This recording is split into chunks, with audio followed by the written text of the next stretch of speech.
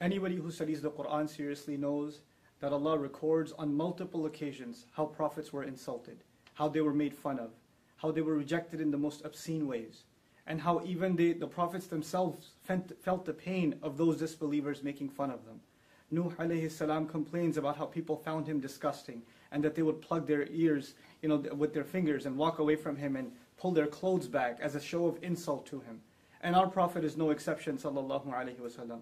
This Quran that honors our Prophet also at the same time records the most hurtful words that were said to him, that the Prophet himself would have to recite and remind himself of the words that were said about him. Sahir, magician, majnoon, insane, kadhab, a perpetual liar. So many accusations are made against our Prophet sallallahu alaihi wasallam, and they're all recorded in the Quran. Allah wants us to remember that this is a fact, that all prophets, though they are the most noble of Allah's creation, and that Allah Himself has honored them, at the same time are people that will face the worst kinds of insults and the worst kinds of ridicule. But what is supposed to be the reaction? And if anybody's supposed to be angry and just be overwhelmed with rage when the Prophet is insulted, I would argue it would be his companions, whose faith, radiallahu anhum ajma'in, can't even be compared to yours and mine. But how come they don't react the way we do? How come they're not having any protests? How come they're not going out and yelling and screaming in rage? Because they understand that the Quran didn't just come to give them a love for their Prophet, but also to guide that love, and to also teach them how to respond to these kinds of insults. How is it that we don't know that the Prophet himself is told, sallallahu alaihi wasallam, "Wasbir ala ma yaqulun." Be patient over whatever they say. I'm fascinated by this ayah, because the word ma means whatever.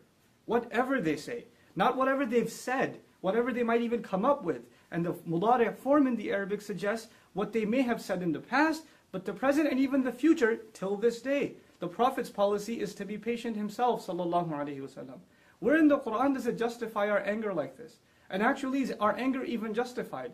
If anything, I argue, the one thing we should feel towards those who hate us and make hateful speech towards Muslims is sorrow. We should feel sorry for these people. They can't hurt the Prophet. They can't take away his honor. It was given from the sky. It was given from Allah. Nothing on earth can take it away. No article, no cartoon, no film, no speaker, no hate speech, no form of art. It's not going to take away the dignity of our Prophet sallallahu alaihi wasallam. And these films and these kinds of attempts are futile, wasteful attempts to try to undermine the message of Islam and to misrepresent Islam. But think about it. Us reacting in this emotional manner and engaging in senseless violence, is this not also misrepresenting Islam? Aren't we doing exactly what people want, the enemies of Islam want, for Islam to be misrepresented?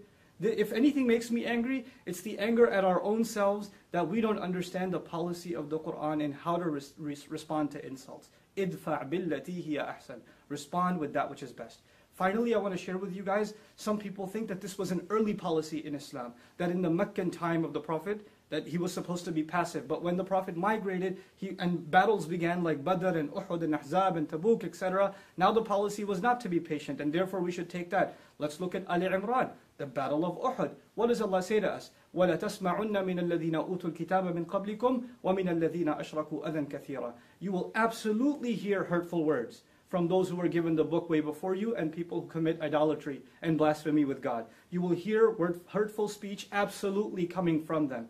These kinds of things are a manifestation, a proof that Allah prepared us mentally for that. But what was supposed to be our reaction, God Himself tells us, Allah Himself tells us, وَلَا إِن تَصْبِرُوا وَتَتَّقُوا فَإِنَّ ذَلِكَ مِنْ عَزْمِ الْأُمُورِ. If you can be patient and you can maintain your consciousness of Allah, then that is the most noble of deeds, the highest of accomplishments that you can accomplish. That is supposed to be the reaction of the Muslim. This video was watched by 30 people? This loser and his cousins? Before we gave it support. We made it popular. We're the ones that are giving it more flame. And I want to end with this. In school, bullies tease the kid that they know takes the teases and gets, he shows a reaction. The more we react in this way, the more we're encouraging others to pursue more hateful speech. We have to learn to respond in mature, civil, and higher discourse the way the Quran and the Sunnah of our Messenger, the legacy of our Prophet, expects from us. I pray that this is a message that reaches all of my young brothers and sisters that are feeling the sadness, the rage because of this incident, but I hope to turn that rage, and I hope you can turn that rage into something positive. Barakallahu li wa lakum. Assalamu alaikum wa rahmatullahi wa barakatuh.